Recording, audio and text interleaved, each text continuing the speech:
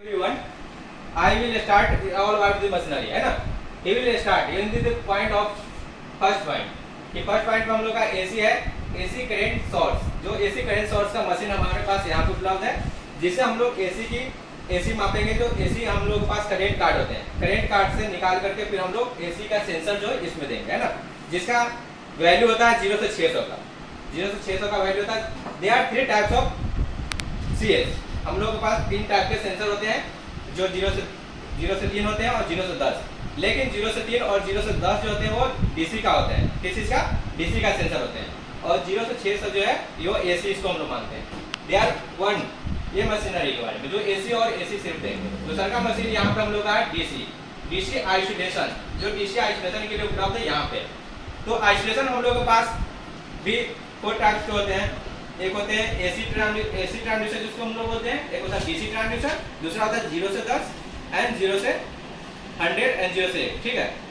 लेकिन हम लोग यहाँ पे सिर्फ और सिर्फ DC आइसोलेशन को मापें. किसको?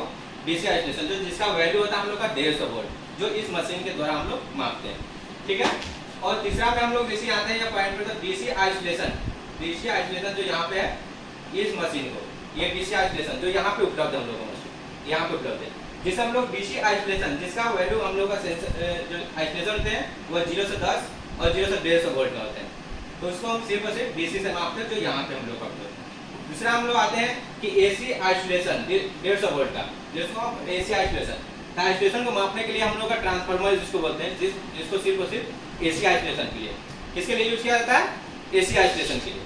तो AC आइसोलेशन को मापने के लिए हम लोग इस मशीन का उपयोग करते हैं, जो यहाँ पे उपलब्ध है. दूसरा में जब हम आते हैं यहाँ पे हाई फ्रीक्वेंसी, ये मशीन हम लोग का यहाँ पे उपलब्ध है, ये वाला जो हाई फ्रीक्वेंसी के लिए. किस चीज के लिए? High frequency. तो हाई फ्रीक्वेंसी आइसोलेशन हम लोग के पास 2 टाइप के हैं हाई फ्रीक्वेंसी में, 0 से 1 और 0 से 100. जिसको अगर मापना है तो इस मशीन का हम लोग सहारा लेंगे, जो यहाँ पे हम लोग के पास उपलब्ध है लैब में. तो इस मशीन से हम लोग मापेंगे. और तीसरा में हम लोग आते हैं, आगे हम लोग बढ़ते हैं. तो यहाँ पे